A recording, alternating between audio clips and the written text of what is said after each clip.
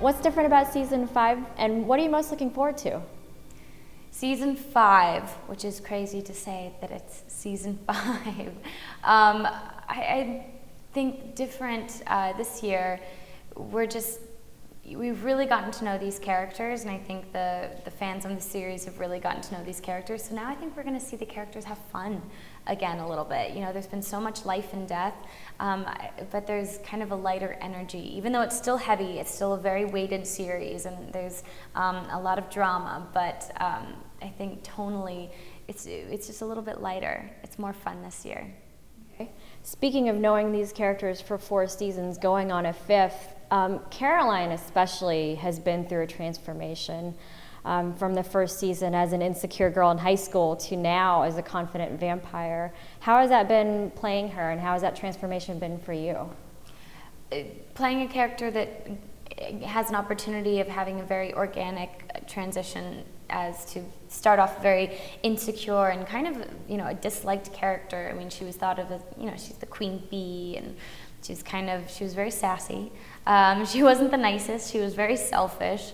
And you really got to see Caroline evolve into a young woman and, you know, take accountability for her actions and take responsibility for her thoughts and her feelings and her fears and her wants and her needs. And I mean, you really got to see this character grow up, and I've absolutely enjoyed every minute of playing her. I think she's an absolute blast from the moments where she's really just trying to do the right thing, and then she just sticks her foot right in her mouth.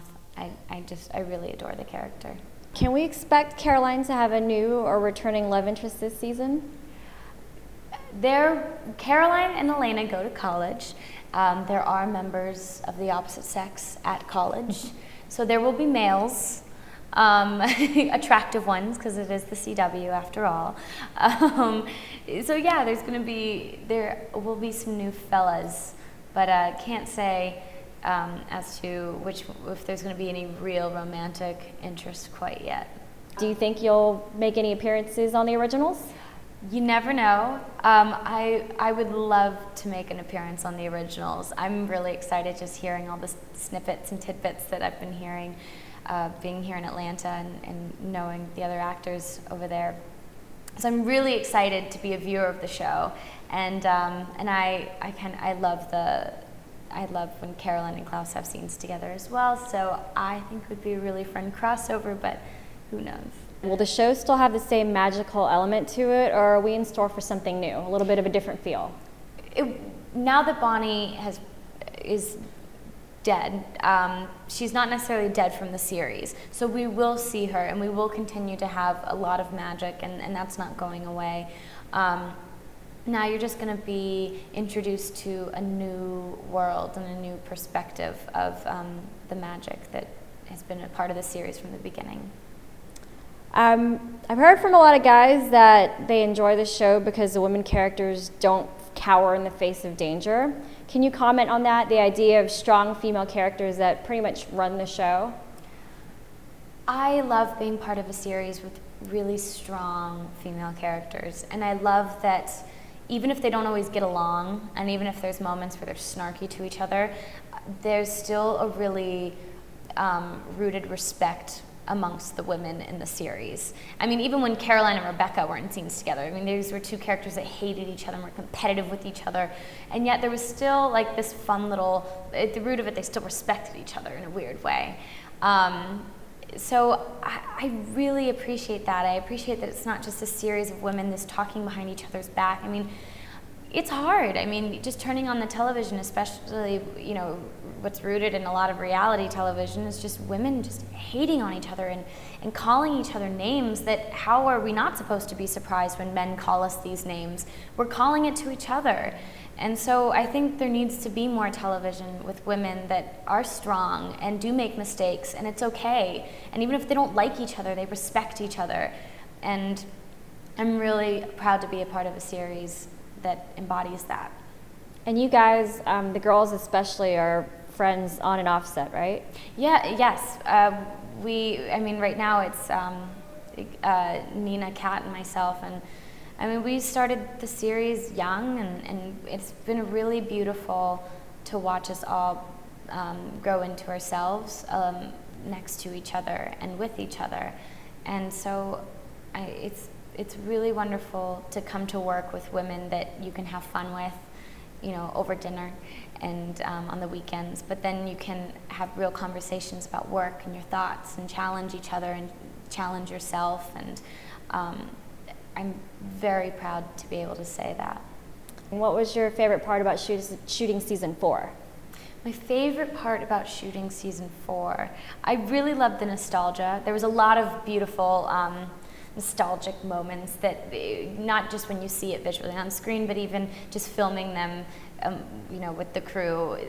The graduation episode, you know, it brought about everyone talking about when they graduated high school, and you know, and then even the prom episode, everyone started talking about their prom, and so it's really fun when that kind of stuff happens, because you're in a prom, you know, you're at a graduation, there's caps and gowns, and so it makes it really fun throughout a really long day, and everyone gets to know each other even more.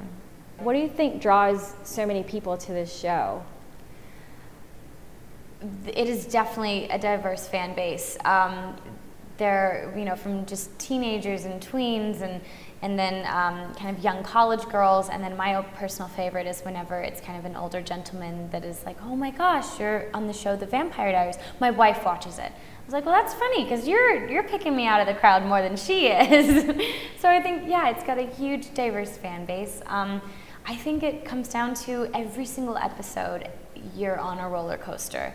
I mean, that is the spirit of the show, that every episode something huge is going to happen, and you don't know how it's going to resolve itself, and whether it's a cliffhanger at the end or not, you're just kind of gripping your chair on a wild ride.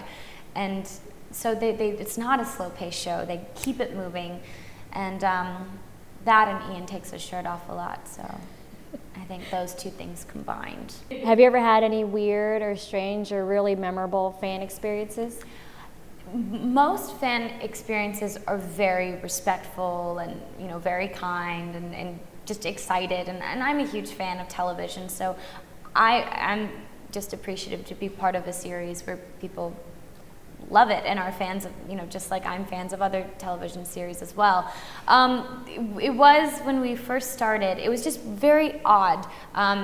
We just started in Atlanta. The show had only been on for a couple months, and I went to get a massage, and you know, met the girl very briefly. I was kind of already on the table, and then after the massage was done, I sat up and I was like, oh, thank you so much. You know, I'm traveling, like I feel so much better, and then she just kind of backed away, and she's like, oh my gosh. And then she started to cry, and she was like, I love that show, and which is great.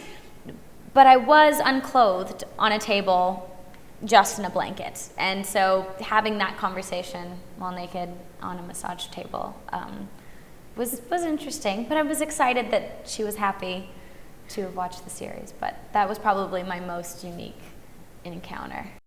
This fall, the blood will flow. You might try to dial down your glee. Thursday, October 3rd, the night that raised the stakes is back. Make yourself right at home. The season premiere of The Vampire Diaries, followed by the delicious new series, The Originals. Quite an operation. Don't miss a single bite. That would be tragic. The season premiere of The Vampire Diaries, followed by a special premiere event of The Originals, Thursday, October 3rd on the CW.